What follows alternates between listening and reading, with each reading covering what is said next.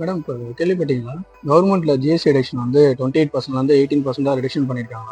ஆமாம் சார், நானும் கேள்விப்பட்டேன். இந்த ஆட்டோமொபைல் இண்டஸ்ட்ரியிலே இப்படி ஒரு ஹிஸ்டாரிக்கல் ஜிஎஸ்டி ரிடக்ஷன் இதுதான் ஃபர்ஸ்ட்.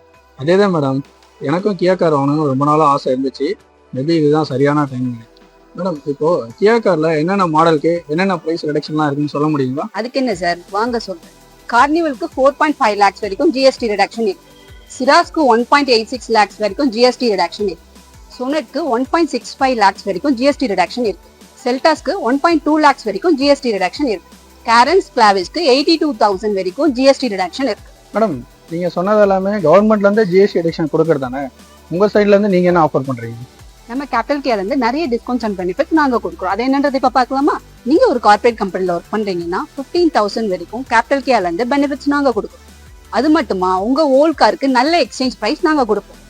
எக்ஸ்சேஞ்ச் கார் பிரைஸ் மட்டும் இல்லைங்க, எக்ஸ்சேஞ்ச் போனஸா கார்னிவலுக்கு 1 lakh வரைக்கும் பெனிஃபிட்ஸ் கொடுக்குறோம். அதர் மாடல்ஸ்க்கு 240,000 வரைக்கும் பெனிஃபிட்ஸ் கொடுக்குறோம். இன்னும் ஏன் வெயிட் பண்றீங்க? இப்பவே கேபிட்டல் கேர் விசிட் பண்ணுங்க. உங்க ட்ரீம் காரை ஆஃப்டர் 22 செகண்ட் அப்புறம் ஸ்மூத்தா டெலிவரி எடுத்துட்டு போங்க.